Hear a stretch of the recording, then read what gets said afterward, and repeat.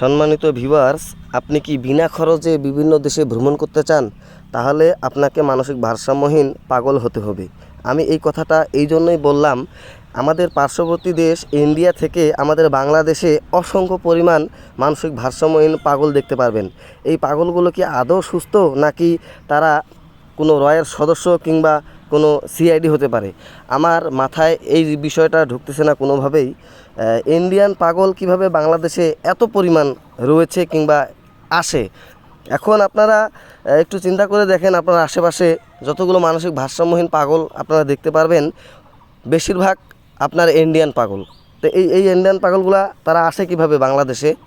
কোনো পাসপোর্ট লাগে না, ভিসা লাগে না, তারা অনায়াসে বাংলাদেশে ঢুকতেছে। কিন্তু আদৌ কি ইন্ডিয়াতে আমাদের বাংলাদেশি মানসিক ভারসাম্যহীন পাগল রয়েছে? এটা আমার আজও অজানা। আপনারা যদি এই বিষয়গুলো জেনে থাকেন তাহলে অবশ্যই কমেন্টের মাধ্যমে জানাবেন যে ইন্ডিয়ান পাগল বাংলাদেশে আসে কিভাবে।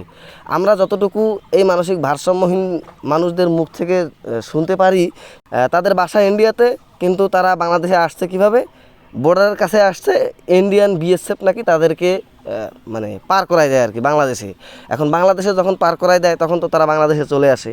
তাহলে একজন মানুষের পাসপোর্ট ভিসা ছাড়া যখন তারা বর্ডারের কাছে আসে, ইন্ডিয়ান বিএসএফ কোন হিসাবে, কোন বিবেকে তারা তাদের নাগরিক আমাদের বাংলাদেশে পাঠিয়ে দেয় এই কারণেই, কারণ মানসিক ভারসাম্যহীন মানুষরা তো অচল, তারা তো কোনো কাজে লাগে না দেশের জন্য।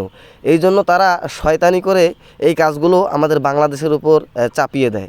তো এই বিষয়টা কোনোভাবেই ঠিক না, কারণ এই মানসিক ভারসাম্যহীন পাগলদের মাঝেই রয়েছে বিভিন্ন গোয়েন্দা সংস্থার লোক, রয়ের সদস্য কিংবা কোনো সিআইডি অথবা বিভিন্ন বেশধারী কিছু মানুষ।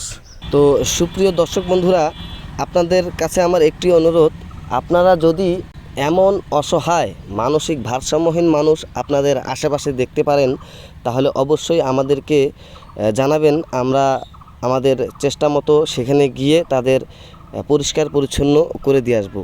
মানসিক ভারসাম্যহীন পাগল হলেও তো সে একজন মানুষ।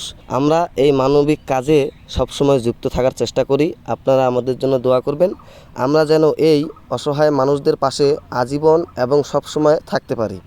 আপনারা যদি আমাদেরকে সহযোগিতা করতে চান তাহলে আমাদের চ্যানেলে ডিসক্রিপশনে ফোন নাম্বার দেওয়া আছে, সেই ফোন নাম্বারে ফোন দিয়ে যোগাযোগ করবেন।